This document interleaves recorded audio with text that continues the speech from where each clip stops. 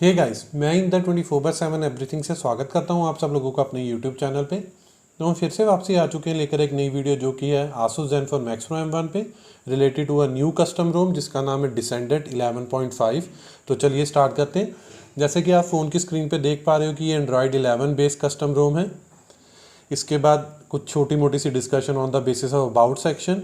तो official version है जिसकी वर्जन नंबर है 11.5, एंड्रॉयड 11 बेस है। Security patch level current month का जिसका है 5 मई 2021। इसके अलावा जो कर्नल वर्जन है वो है 4.4.268 अल्ट्रॉन @PKM774 एंड उसके अलावा जो बिल्ड डेट है वो है मई 9 2021 की। तो ये तो थी इनिशियल इंट्रोडक्शन टुवर्ड्स दी रोम। अब चलते हैं एडवांस सेक्शन की तरफ। सबसे पहले चलते हैं सिस्टम में। तो ओवरऑल ये रोम आप एक तरह की कह सकते हो कि पिक्सल एक्सपीरियंस या एक जैसे आई वुड से एक बेस होता है किसी रोम का, उसके ऊपर सिंपल सी बनाई गई है। तो ओवरऑल अच्छी रोम है, बट कुछ यूआई मैसी चीज़ें हैं जो मैं आने वाले सेक्शंस में बताता रहूँगा। तो सबसे पहले सिस्टम में जेस्चर्स। तो जेस्चर्स में दो चीज़ें हैं। सबसे पहले सिस्टम नेविगेशन। तो बाय डिफ़ॉल्ट आपको पता है कि वीडियो बनाने के लिए मैं ऑलवेज प्रेफर करता हूँ 3 बटन, बट आप यूज़ कर सकते हो 2 बटन एंड जेस्चर नेविगेशन जो भी आपको लाइकेबल है। इसके बाद है स्वाइप टू स्क्रीनशॉट 3 बटन के लिए। तो बाय डिफ़ॉल्ट मैंने ऑन किया हुआ है, तो वो भी बिल्कुल सही चल रहा है। जेस्चर सेक्शन के बाद आप चलते हैं स्टेटस बार ट्यूनर के लिए तरफ। तो यहाँ पर सिर्फ स्टेटस बार आइकन्स ही दिखाएंगे हैं। जैसे कि आप देख पा रहे हो ऊपर स्टेटस बार में कुछ आइकन्स हैं। अगर मैं इनमें से कोई लेफ्ट से वाईफाई बंद कर देता हूँ तो आप देखोगे वाईफाई हाइड हो चुका है। अगर अभी दोबारा से इनेबल कर दूंगा तो वो दोबारा से शो होना स्टार्ट हो जाएगा। तो छोटी छोटी सी चीज़ें। इसके अलावा फोटो अपडेटर अवेलेबल है, बट मुझे श्योर नहीं है कि ये चल रहा है कि नहीं चल रहा। बट जब भी कोई यूज़र आप में से ये रोम इंस्टॉल करे एंड उसके बाद अगर कोई न्यू अपडेट आए, मुझे नहीं पता कि इसी महीने में या नेक्स्ट महीने में, अगर आप कर रहे होगे उस टाइम पे अगर आपको आए तो या नीचे एक बार कमेंट सेक्शन में प्लीज़ कंफर्म कर देना, ताकि ये मेरे लिए भी यूज़फुल हो और दूसरे यूज़र्स के लिए भी जब भी वो ये पर्टिकुलर वीडियो देख रहे हो। क्योंकि कई यूज़र्स सिर्फ कस्टम रोम इसलिए ट्राई नहीं कर रहे कि यार भाई उसमें फ़ोटो अपडेट नहीं आती तो यार मैसअप हो जाता है, dirty flash and so on. तो बेसिकली यार ज़्यादा फ़र्क नहीं है। अगर कोई अपडेट आती है तो या तो वो फोटा है तो वो भी TWRP में इंस्टॉल होगी, अदरवाइज़ आप उसे उसकी अपडेटेड वर्जन लेके TWR में डर्टी फ्लैश कर दो अगर रेकमेंडेड है। कई बार डेवलपर स्पेसिफिकली कह देते हैं कि नहीं यार इस पर्टिकुलर रोम को आप डर्टी फ्लैश मत करना एंड सो। इसके बाद अगला सेक्शन है वो है जेन पार्ट्स। तो जेन पार्ट्स में भी लाइक जो available most of the roams में है, like for the audio enhancer, spectrum, thermal, miscellaneous, display, gestures and so on. इसमें जो जेस्चर सेक्शन है जिसमें आप देख पा रहे हो एम्बिएंट डिस्प्ले जेस्चर, तो यार ये मेरे एंड पे तो काम नहीं कर रहे, बट अगर आपके एंड पे काम करें तो यार एक बारी प्लीज़ कंफर्म कर देना। अब चलते हैं जेन पार्ट सेक्शन के बाद, या सिस्टम से जेन पार्ट सेक्शन के बाद नेक्स्ट सेक्शन जो कि सिक्योरिटी सेक्शन, जो कि बहुत वाइटल है। तो सबसे पहले डिस्कस करेंगे ऐप लॉकर। तो ऐप लॉकर बिल्कुल सही चल रहा है, कोई इशू नहीं है। मैं आपको एक बार उसका डेमोन्स्ट्रेशन भी दे देता हूँ। जैसे कि हम अमेज़ॉन को लॉक कर लेते हैं एंड इसके अलावा कैलकुलेटर ऐप को लॉक कर लेते हैं। तो चलिए सबसे पहले मैं ओपन करके दिखा देता हूँ आपको कैलकुलेटर। तो वो बोल रहा है do you want face icon, fingerprint and so on. तो मैंने वो किया तो उसने ओपन कर दिया। इसके अलावा एक बार अमेज़ॉन भी ओपन कर देता हूँ फिर से फिंगरप्रिंट स्कैन से, तो सक्सेसफुली वो भी ओपन हो चुकी है। तो ओवरऑल ऐप लॉक में कोई प्रॉब्लम नहीं है। इसके अलावा सिक्योरिटी की पर्सपेक्टिव से PIN, pattern, password swipe all are working absolutely fine, कोई इशू नहीं है उसमें भी। इसके अलावा फिंगरप्रिंट स्कैनर भी बिल्कुल सही चल रहा है, उसका डेमोस्ट्रेशन मैंने आपको अभी दे दिया। ऐप लॉकर के साथ फेस अनलॉक भी बिल्कुल सही चल रहा है, कोई इशू नहीं है। अब बात कर लेते हैं लॉक स्क्रीन एक्सट्रीम सिक्योरिटी की, जो कि इसी सेक्शन में है। तो ये अच्छी चीज़ है, यह आप देख भी सकते हो कि disable interaction that will trigger quick setting panel. तो मैंने इसे लाइक टर्न ऑन किया है। तो जब भी आप लॉक स्क्रीन पे होगे तो आप क्विक सेटिंग्स को अनेबल नहीं, लाइक नीचे देख नहीं सकते हो। अगर आप इसे टर्न ऑफ कर देते हो तो फिर आप कर देख सकते हो। तो ये आपके ऊपर है कि आप उसे अनेबल करना चाहते हो कि नहीं, बट एक तरह का अच्छा वो है, क्या कहते हैं, ऑप्शन। सिक्योरिटी के बाद आप डिस्कस कर लेते हैं प्रीवियसली। वैसे मैं मोस्टली ये डिस्कस नहीं करता हूँ, बट एक अच्छा ऑप्शन दिया गया है रोम डेवलपर की तरफ से जो कि है डिसेंडेंट गार्डियन। तो यहाँ पर अगर आप ओपन करोगे तो यहाँ पर आप कुछ ऑप्शंस सिलेक्ट कर सकते हो, लाइक बाय डिफ़ॉल्ट ये, और कुछ अलर्ट्स। तो जब भी लाइक अगर आपका कोई ऐप कैमरा यूज़ कर रही है, GPS यूज़ कर रही है, माइक्रोफोन, तो एक अलर्ट आएगा या नीचे एक छोटा सा पॉपअप देखने को मिल जाता है। तो ये आपके ऊपर आ कि आप यूज़ करना चाहते हो कि नहीं। मैं एक बार ही आपको डेमोन्स्ट्रेशन करके भी दिखा देता हूँ। जैसे कि मैंने अभी कैमरा फेस किया तो यहाँ पर आ गया face unlock is accessing camera. तो ये अलर्ट्स बाय डिफ़ॉल्ट दिखा रहा है। तो अगर मैं इन्हें स्पेसिफिकली कर दूंगा तो एक बड़ा सा प्रॉम्प्ट देखने को मिल जाता है। तो ये आपके ऊपर है कि आप इसे टर्न ऑन करना चाहते हो कि नहीं, बट अच्छा फीचर है डेवलपर की तरफ से। प्रीवियसी के बाद आप चलते हैं स्टोरेज सेक्शन की तरफ। तो यार स्टोरेज में मोस्ट ऑफ दी जो भी रोम्स जो मैंने पिछले 3-4 महीने में टेस्ट किए हैं उनमें यार जो एक्सटर्नल स्टोरेज या पोर्टेबल स्टोरेज है वो एक्सेसिबल नहीं है या करप्ट दिखाता है, तो ये कॉमन ही चल रहा है। बट जो इंटरनल स्टोरेज है वो बिल्कुल एक्सेसिबल है। अब मुझे यार मेन चीज़ है, एक बार एक दो यूजर्स ने पूछा कि भाई एसडी कार्ड सपोर्टेड है कि नहीं। यार एसडी कार्ड लिटरली सपोर्ट नहीं हो रहा किसी भी रोम पे, जो कि मैंने पीछे आई थिंक हैवक ओएस भी देखा, उससे पहले I think CR droid Corvus and so जितनी भी हैं सब में ये प्रॉब्लम आ रही है। तो कई यूजर्स तो यार एंड्रॉइड 10 से एंड्रॉइड 11 पे सिर्फ इसी चीज़ पे नहीं आ रहे हैं, क्योंकि यार एसडी कार्ड में बहुत सी वाइटल चीज़ें होती हैं। क्योंकि आपको पता अगर आपने रोम्स टेस्ट करनी है तो आप अपना जो भी पर्सनल डेटा या जो भी डेटा जो आप मूव करते हो फास्टली, तो आप वो हमेशा एसडी कार्ड में रखते हो। तो ये एक तरह का इशू चल रहा है एंड्रॉइड 11 रोम्स में। मुझे नहीं पता कब ये इशू रिजॉल्व होगा। अपनी तरफ से जब भी कोई रोम टेस्ट करता हूँ तो उनके स्पेसिफिक टेलीग्राम ग्रुप पे ये मेंशन जरूर कर देता हूँ अपनी तरफ से। इसके अलावा स्टोरेज सेक्शन में ही यूएसबी प्रेफरेंसेस की बात कर लेते हैं, जिसके जरिए आप लाइक अपने फ़ोन को पीसी या लैपटॉप से कनेक्ट कर लेते हो या पीसी या लैपटॉप के तरफ से डेटा ट्रांसफ़र कर लेते हो अपने फ़ोन पे एंड वाइस वर्सा। तो वो बिल्कुल सही चल रहा है, कोई इशू नहीं उसमें। अब नेक्स्ट सेक्शन है वो है साउंड सेक्शन। तो साउंड सेक्शन बिल्कुल सही चल रहा है, कोई प्रॉब्लम नहीं है। बट इसके लिए दो चीज़ें दी गई हैं डेवलपर की तरफ से। एक तो एक जो जिसमें हम कर लेते हैं मोड सेट कि सिंगल स्पीकर या multiple and so on. But उसके अलावा ये मोटरोला की तरफ से है एक ऑडियो एनहांसर या audio tune by Dolby from Motorola, जिसमें आप चेंज कर सकते हो स्मार्ट ऑडियो, म्यूज़िक, फिल्म जो भी आप देख रहे हो, तो उसके बेसिस पे आप कस्टम भी सिलेक्ट कर सकते हो। तो ओवरऑल जो साउंड है वो लाइक जो वर्जन फर्मवेयर वर्जन 059 है उसी के बेस पे है, लाइक कोई मेजर चेंज नहीं। बट आप इसके अलावा ज़ेनपार्ट में हेडफोन्स प्लग इन करके, जो मैंने आपसे पहले भी डिस्कस किया था, ऑडियो एनहांसर यूज़ करके देख सकते हो क्या आपका एक्सपीरियंस एंड सो ऑन। एक छोटी सी चीज़ जो साउंड पैनल की तरफ से है मुझे थोड़ी सी मैसी लगी, जब भी आप इसे क्लिक करोगे वो फुली नहीं दिखाता जब तक आप इसे ओपन नहीं कर लेते। अब मुझे नहीं पता कि ये डेवलपर की तरफ से पर्पसली किया गया है कि या एक यूआई मैस है या क्या है। तो अगर आने वाली रोम्स पे भी या आने वाली अपडेट्स में भी ऐसा ही हुआ तो नीचे एक बार जो भी जब भी ये वीडियो देख रहा हो या देखने के बाद कभी यूज़ कर रहा हो तो एक बार कंफर्म कर दीजिएगा। या आज से 2-3 महीने बाद अगर मैं दोबारा से ये रोम रिव्यू करूँगा तो मैं आपके साथ फिर से ये डिस्कस कर लूँगा। साउंड के बाद अब जो अगला सेक्शन है वो है डिस्प्ले सेक्शन। तो डिस्प्ले सेक्शन में सबसे पहले एम्बिएंट डिस्प्ले, तो वो बिल्कुल सही चल रहा है। लाइक अगर मैं ऑलवेज ऑन टर्न ऑन कर देता हूँ तो ऑलवेज ऑन बिल्कुल सही चल रहा है, कोई इशू नहीं है एट ऑल उसमें। But wake screen for notification भी बिल्कुल सही चल रहा है, कोई इशू नहीं है। डबल टैप टू वेक भी कोई प्रॉब्लम नहीं है। उसके लिए पहले मुझे इसे टर्न ऑफ करना पड़ेगा। तो डबल टैप पे भी वेक सही चल रहा है। प्रॉब्लम है यार जो भी ये सेंसर्स के रिलेटेड, कोई भी सेंसर मेरे एंड पे चला नहीं है, चाहे पिकअप सेंसर हो या प्रॉक्सिमिटी सेंसर हो एंड सो ऑन। तो श्योर नहीं हूँ कि लाइक इशू मेरे एंड पे ही है या रोम बेस है, क्योंकि मोस्टली हर एक रोम पे ये चीज़ें मेरे एंड पे कभी नहीं चल रही हैं पिछले 3-4 महीने से। अब बात कर लेते हैं नेक्स्ट सेक्शन जो कि है स्टाइल्स ऐप। तो उसके लिए उन्होंने डेडिकेटेड सेक्शन दिया हुआ है। तो most of the custom roams में या स्टाइल्स एंड वॉलपेपर होता है तो डेवलपर की तरफ से एक डेडिकेटेड सेक्शन है, style section, clock, grid, wallpaper and so on.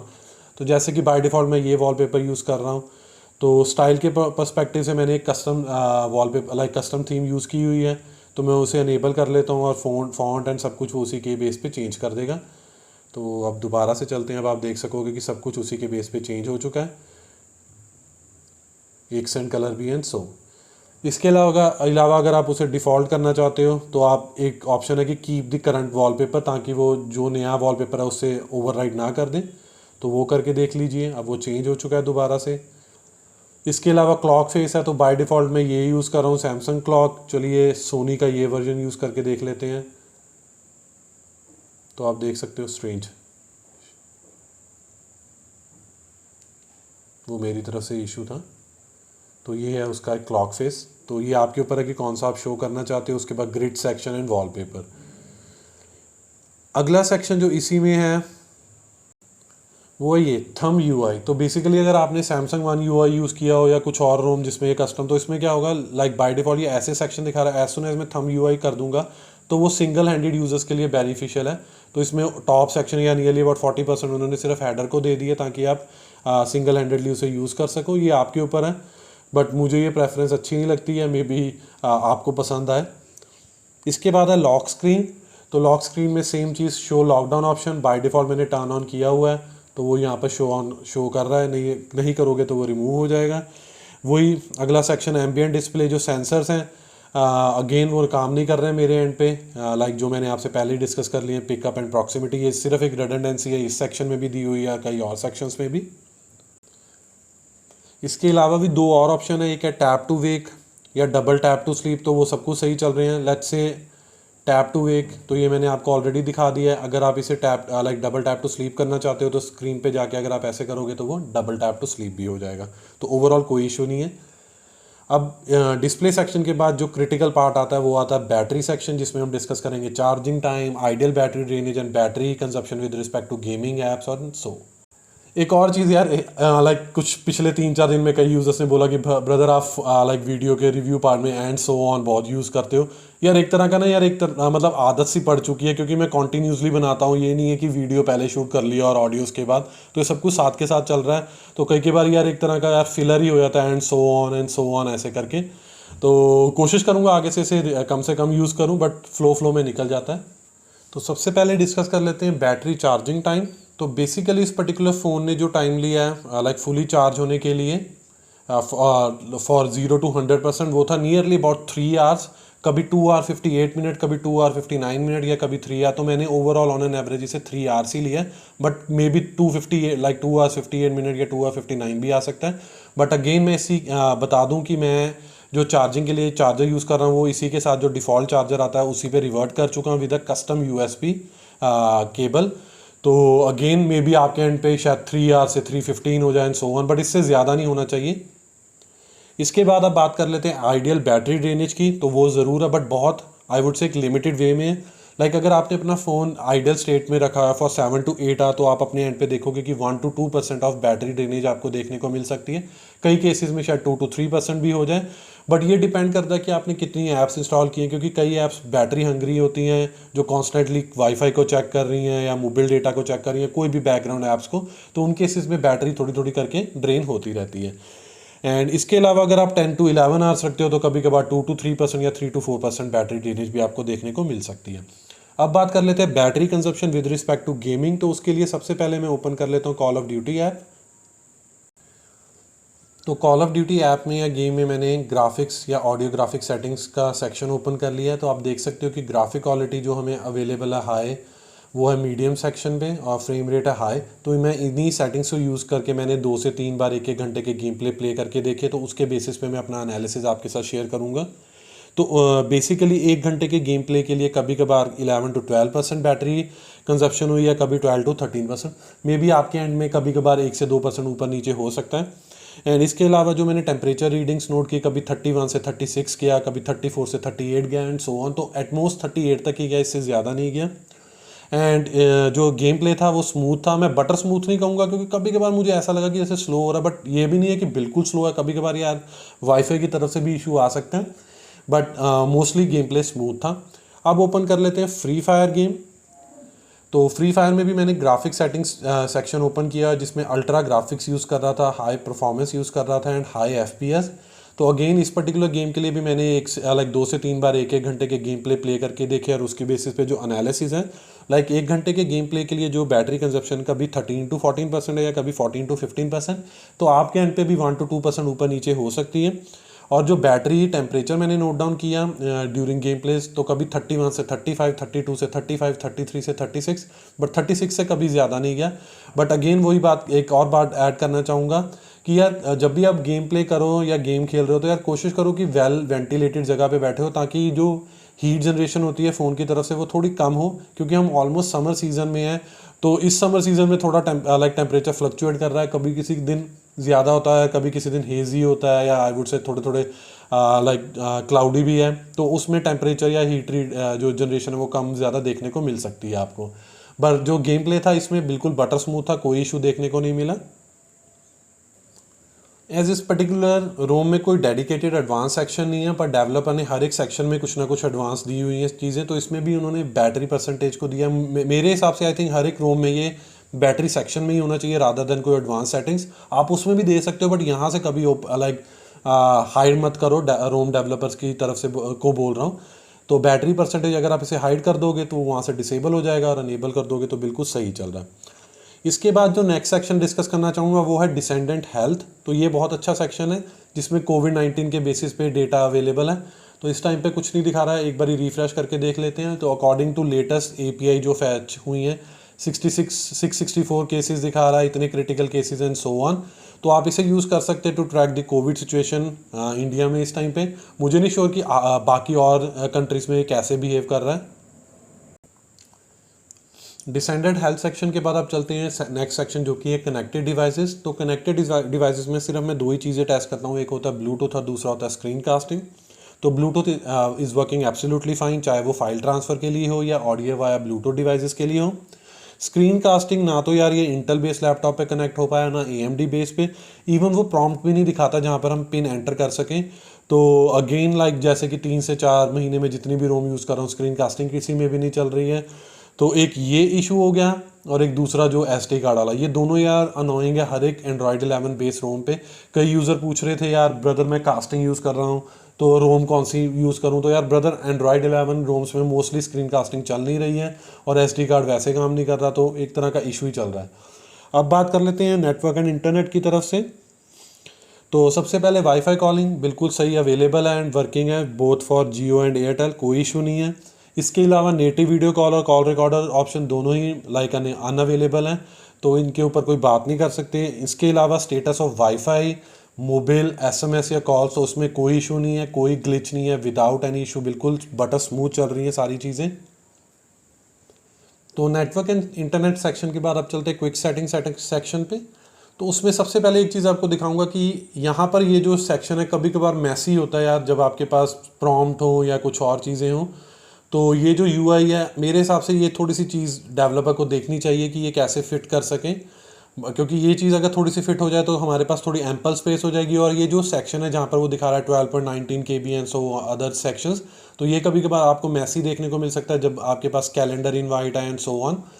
But उसके अलावा बात कर लेते हैं क्विक सेटिंग की तरफ से। तो अब तक जो क्विक सेटिंग अवेलेबल की गई है डेवलपर की तरफ से बड़ी मिनिमल सेट हैं, बट ओवरऑल जितनी भी डेली यूसेस की तरफ से हैं वो सभी की सभी अवेलेबल हैं।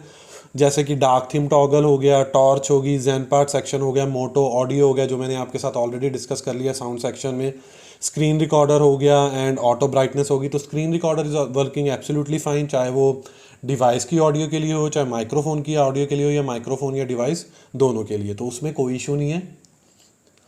इसके बाद अब बात कर लेते हैं डिफ़ॉल्ट ऐप्स की।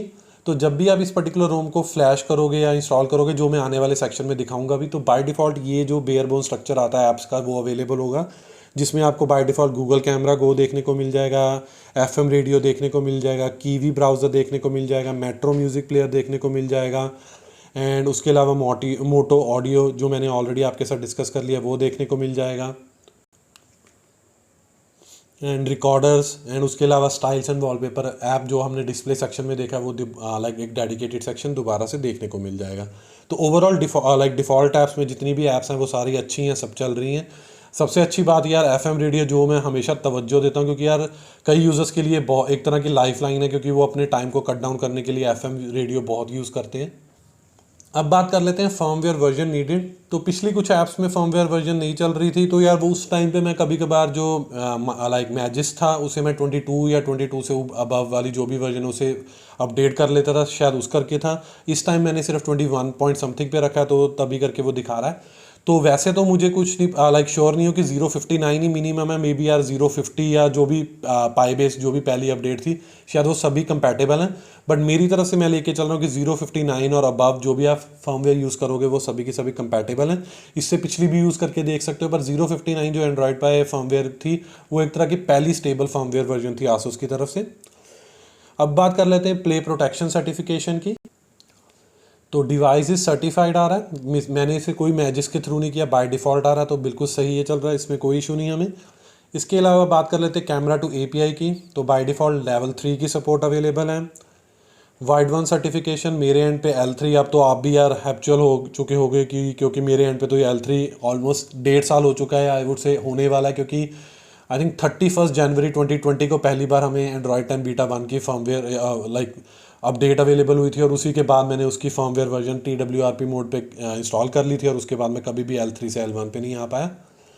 तो अगर आपके एंड पे L1 है तो शायद मोस्ट प्रॉब्ली L1 हो। स्टॉक कैमरा में गूगल कैमरा गो है जो हमने पहले ही डिस्कस कर लिया है, तो वो बिल्कुल सही है, चल रहा है, उसमें कोई इशू नहीं है। आप कोई भी जी कैम पोर्ट इस पर यूज़ कर सकते हो, अगर जो भी इसके साथ कंपैटिबल, अगर आपके एंड पे चल रहा है तो नीचे कर दीजिएगा, मेरे लिए हेल्प हो जाएगी। क्योंकि मैं अभी तक यार थोड़ा लेजी हूँ, मैं जी कैम 7.x मोड ही टेस्ट कर रहा हूँ अभी तक, तो जो मैं यूजली टेस्ट करता हूँ वो नहीं चल रहा है। इसके बाद अब बात कर लेते हैं बेंचमार्क्स कोर्स की। तो सबसे पहले ओपन कर लेते हैं एंटर टू बेंचमार्क्स। तो मैं यूज़ कर रहा हूँ एंटर टू 9 फ्रेमवर्क, जो कि ओपन बीटा वर्जन चल रही है इस टाइम पे। तो on the basis of that जो कि ओवरऑल स्कोर है वो है 1,67,131। And on the basis of CPU GPU memory management and UI/UX, ये है लाइक कंसोलिडेटेड स्कोर्स। इसके बाद अब ओपन कर लेते हैं Geekbench 5 के स्कोर्स। तो on the basis of CPU utilization या CPU स्कोर्स या CPU कंप्यूटेशन स्कोर, जो सिंगल कोर स्कोर है वो है 2711, मल्टी कोर स्कोर है 115 या 1155। तो कभी कभार ये ऊपर नीचे होते रहते हैं। इसके बाद यूजिंग कंप्यूटेशन इंजन जो OpenCL API हम यूज़ करके करते हैं, उसमें जो स्कोर है वो है 365, थोड़ा सा कम है क्योंकि कई रोम्स में ये 444 दिखाता, 444 दिखाता है या 400 समथिंग दिखाता है। तो यार ये यूजली ऊपर नीचे होता रहता है। तो यूजिंग वल्कन API कंप्यूटेशन के कोई स्कोर नहीं आते हैं, ऑलमोस्ट 1 साल से ऊपर हो चुका है मुझे। अब बात कर लेते हैं रैम मैनेजमेंट की। तो रैम मैनेजमेंट मैं कहूँगा एवरेज से गुड के बीच में है, क्योंकि 7 to 8 मिनट्स के बीच में जितनी भी ऐप्स हैं वो सभी रहती हैं और उसके बाद वो मोस्टली फ्लश हो जाती हैं। तो कभी कभार ये OS की तरफ से पर्पसली हो जाता है, या कभी यार मैं कह सकता हूँ कि छोटा सा बग भी हो सकता है रैम मैनेजमेंट की तरफ से। इससे पहले कि हम इंस्टॉलेशन पार्ट की तरफ जाएं, मैं अपना ओवरऑल रिव्यू स्कोर देना चाहूँगा। तो ओवरऑल रिव्यू स्कोर है 80 to 85 के बीच में। मैं इसे 80 पूरा नहीं दे सकता हूँ क्योंकि यार अच्छी चीज़ें भी 85 इसलिए नहीं दे सकता हूँ क्योंकि एक तो SD कार्ड नहीं चल रहा, स्क्रीन कास्टिंग नहीं चल रही, रैम मैनेजमेंट भी थोड़ी सी डाइसी है। तो आप मेरी तरफ से 80 to 85 के लेवल के बीच में इसका ओवरऑल रिव्यू स्कोर है। तो अब डायरेक्टली जंप इन कर लेते हैं इंस्टॉलेशन प्रोसेस की तरफ। तो उसके लिए मैंने अपनी एंड पे ऑलरेडी क्रोम ब्राउज़र पे एक डेडिकेटेड आर्टिकल ओपन कर लिया है जो मेरे ऑफिशियल ब्लॉग पे ऑलरेडी क्रिएटेड है। तो कुछ मेजर चीज़ें नहीं है, छोटी छोटी माइनर सी चीज़ें मेंशन की हुई हैं कि कहाँ से आप इस पर्टिकुलर रोम को डाउनलोड कर सकते हो। तो इसके लिए आपको GF सेपरेटली फ्लैश करने की ज़रूरत नहीं है, वो इंक्लूडेड है। मैजिक्स अगर आप यूज़ करना चाहते हो तो ये वर्जन यूज़ कर लीजिए क्योंकि ये मैंने टेस्ट किया और बिल्कुल सही चल रही है। इसके ऊपर वाली भी है 22 point something, and I think अगर मैं रॉन्ग नहीं तो 23 भी आ चुकी है, बट मैं उनकी कोई गारंटी नहीं दे सकता हूँ। इसके अलावा प्री रिक्विजिट या प्री रिक्वायरमेंट में बैकअप कर लीजिए डेटा, चार्ज कर लीजिए अपने फ़ोन को एटलीस्ट 50% और मोर, बट मैं रिकमेंड करूँगा 80%, जैसे कि आप मेरे एंड पे भी देख सकते हो 96% है इस टाइम पे। एंड मिनिमम जो फर्मवेयर वर्जन मैं यूज़ कर रहा हूँ वो है 059। आप भी 059 को बेस लेके उसके बाद जो मर्जी यूज़ करके देख लीजिए, सब सही चलेंगी। बट कभी कभार ऊपर नीचे रिजल्ट आ सकते हैं। मैंने जो ये रिव्यू दिया वो 059 के बेसिस पे दिया है। इसके बाद आप बात आ जाती है कि बूट लोडर अनलॉक होना चाहिए। अगर आपको नहीं पता तो ये हेल्पिंग वीडियो ऑलरेडी दे दी गई, आप इसे रेफर कर सकते हो। TWRP कस्टम रिकवरी इंस्टॉल होनी चाहिए, अगर आपको वो भी नहीं पता तो वो भी हेल्पिंग वीडियो इसमें मेंशन है। Finally installation of Descendant 11.5 official ROM using TWRP mode, जिसमें सबसे पहले फॉर्मेट डेटा कर लीजिए, उसके बाद wipe cache Dalvik data in system. Vendor partition optional है, मोस्ट ऑफ द रोम में ऑप्शनल ही होता है, आपके ऊपर अगर आप करना चाहो। और उसके बाद डायरेक्टली इंस्टॉल और फ्लैश कर लीजिए डिसेंडेंट की रोम जो आपने डाउनलोड की है ऊपर से। एक बार जब से ये पर्टिकुलर इंस्टॉलेशन प्रोसेस कंप्लीट हो जाए उसके बाद अपने फ़ोन को रीबूट कर लीजिए। अगर किसी भी कारणवश ये कहीं भी फ्रीज़ हो जाता है तो 10 to 15 मिनट्स वेट करने के बाद सिर्फ एक बार रीबूट कर लीजिए, वो इशू हट जाएगा। वैसे ऐसा कोई इशू है नहीं है। फाइनली आप एंड्रॉयड 11 की ब्यूटी को एंजॉय कर सकते हो यूजिंग दिस पर्टिकुलर रोम। तो चलिए अब डायरेक्टली बूट इन कर जाते हैं to the recovery mode and installation process की तरफ प्रोसीड कर लेते हैं। तो हम TWRP मोड में एंटर कर चुके हैं। सबसे पहले अकॉर्डिंग टू ब्लॉग आप पहले बैकअप कर लीजिए, उसके बाद वाइप बटन पे क्लिक करके फॉर्मेट डेटा पे क्लिक करना है, यस करके कंफर्म करना है। ये तकरीबन 4 to 5 सेकंड्स लेता है फॉर्मेटिंग डेटा को कंप्लीट करने में। एक बार वो कंप्लीट हो जाए तो उसके बाद बैक जाना है, फिर से बैक जाना है। इस टाइम पे आपको क्लिक करना है एडवांस वाइप पे और यहाँ पर आपको 4 पार्टीशन सेलेक्ट करने हैं, Dalvik cache data and system. Vendor partition optional अगर आप करना चाहते हो, बट रिकमेंडेड नहीं है, लाइक नीडेड नहीं है फ्रॉम दी डेवलपर साइड। अब ऑप्शन आ रही रीबूट नहीं, क्योंकि OS इंस्टॉल नहीं है तो हमें दोबारा से बैक जाना है, फिर से बैक जाना है जब तक हम होम स्क्रीन पर भी पहुँच जाते हैं। अब आपको क्लिक करना है इंस्टॉल बटन पे, उसके बाद सिलेक्ट करनी है स्टोरेज। तो बाय डिफ़ॉल्ट इंटरनल स्टोरेज दिखा रहा है, तो आप माइक्रो SD कार्ड को सिलेक्ट करके ओके पे टैप कर दीजिए। उसके बाद आपने जहाँ भी वो पर्टिकुलर डाउनलोडेड फाइल रखी, जैसे कि मेरे एंड पे ये है डिसेंडेंट वाली, तो मैं जस्ट इसे क्लिक करूँगा। उसके बाद अगर आप कंफर्म हो, स्वाइप टू कंफर्म फ्लैश, तो आप फ्लैशिंग प्रोसेस स्टार्ट कर लीजिए। नियरली अबाउट 5 to 6 मिनट्स लेगा एट मोस्ट, और उसके बाद पूरी की पूरी रोम इंस्टॉलेशन कंप्लीट हो जाएगी। एंड फिर उसके बाद हम रीबूट करके फ़ोन सेटअप प्रोसेस की तरफ प्रोसीड कर लेंगे। तो फाइनली रोम इंस्टॉलेशन कंप्लीट हो चुकी है। अब वो दो ऑप्शन दे रहा है, वाइप कैशे डेल्विक या रीबूट सिस्टम, बट मैं रिकमेंड करता हूँ हमेशा वाइप कैशे डेल्विक, ताकि जो भी जंक फाइल्स एक्यूमुलेट हुई हैं इस पर्टिकुलर इंस्टॉलेशन में सभी की सभी क्लियर हो जाए। अब हम गुड टू गो हैं फॉर द रीबूट सिस्टम। तो फाइनली हमारा फ़ोन अब रीबूट हो चुका है। तो नियरली अबाउट 4 to 5 सेकेंड्स लेगा जब तक कि वो डिसेंडेंट OS के या डिसेंडेंट रोम के लोगो या प्रोग्रेस बार पे नहीं पहुंच जाता। तो तब तक वेट कीजिए, और इस बीच please do not play with power button, because इधर आपका फ़ोन सॉफ्ट ब्रेक या हार्ड ब्रेक हो सकता है। तो विद इन अ मिनट वो प्रोग्रेस कर चुका है या प्रोसीड कर चुका है to the descendant progress bar या लोगो। अब ये नियरली अबाउट 2 to 3 मिनट्स लेगा अगले सेक्शन की तरफ प्रोसीड करने के लिए, तो तब तक वेट करते हैं। तो जस्ट 2 to 3 मिनट्स वेट करने के बाद फ़ोन सेटअप प्रोसेस भी इनिशिएट हो गया on the basis of mobile connection या मोबाइल कनेक्शन। उसने डिटेक्ट कर लिया इंग्लिश इंडिया। तो स्टार्ट बटन पर टैप इन करके आगे प्रोसीड कर लेते हैं। कुछ प्रेफरेंसेस हैं, इसके बाद वाईफाई कनेक्शन के साथ कनेक्ट करके अगले स्टेप पे चलते हैं। तो finally connection like wifi connection या क्रेडेंशियल सेंटर करने के बाद नेक्स्ट स्टेप की तरफ पहुंच चुके हैं। तो चलिए वेट करते हैं जब तक ये कंप्लीट होए। तो नेक्स्ट स्क्रीन पे आ चुके हैं जहाँ पे वो प्रॉम्प्ट कर रहा है, do you want to copy apps and data. तो वीडियो के लिए मैं डोंट कॉपी कर रहा हूँ, बट अगर आप करना चाहते हो तो नेक्स्ट बटन पे क्लिक कर सकते हो। तो अगेन चेकिंग इन्फो, ये बड़ा वाइटल पार्ट है। जब भी आप रोम फ्लैश करते हो तो एक तरह का हार्ड रीसेट प्रोसेस होती है। तो आपको अपना जो प्रीवियस पिन पैटर्न पासवर्ड जो भी है वो याद होना चाहिए, या गूगल अकाउंट जो भी एसोसिएटेड है। तो मैं अपना पिन एंटर कर रहा हूँ, अगर उसे लेजिट लगा तो वो आगे प्रोसीड कर देगा, अदरवाइज़ वो कहेगा कि यार गूगल अकाउंट से साइन इन कर लो। तो उसे वो दिख गया। अब वो बोल रहा है कि do you want to set up account. तो इस टाइम पे मैं इसे स्किप कर रहा हूँ, क्योंकि टाइम को कट डाउन करने के लिए इसे स्किप कर लेते हैं, और मोस्टली सभी यूज़र्स को पता है, तो हम आगे प्रोसीड कर सकते हैं। तो अगेन कुछ छोटी मोटी सी चीज़ें हैं, जल्दी से जल्दी ये भी कंप्लीट कर लेते हैं। तो do you want to set up PIN और पासवर्ड, तो पिन एंटर कर लेते हैं एक बारी। तो फिंगरप्रिंट तो मैंने ऑलरेडी आपको डेमोस्ट्रेट कर दिया स्टार्टिंग में, तो मैं वो उसे स्किप करने जा रहा हूँ। तो almost phone setting process complete हो चुकी है। अब डायरेक्टली बूटिंग कर जाएंगे हम टू दी लॉगिन स्क्रीन या होम स्क्रीन। तो बाय डिफ़ॉल्ट ये वॉलपेपर है, और ये सभी ऐप्स हैं जो मैंने आपको डिफ़ॉल्ट ऐप सेक्शन में दिखाई थी। बट एक बारी सेटिंग सेक्शन में जाके फिर से कंफर्म कर देता हूँ कि एंड्रॉयड 11 बेस 11.5 एंड सो जो भी हमने डिस्कस किया था। तो यही सब कुछ था मेरी तरफ से related to the review and installation of the custom ROM with the name Descendant 11.5 with the official build for Asus Zenfone Max Pro M1. Hope you like this video. If you really like this video, kindly share this with your friends and family. And apart from this, please subscribe to our channel, because this will surely motivate us and boost us to create more videos like this in the coming future. Finally, it's the time to sign off now. Bye for now. Thanks.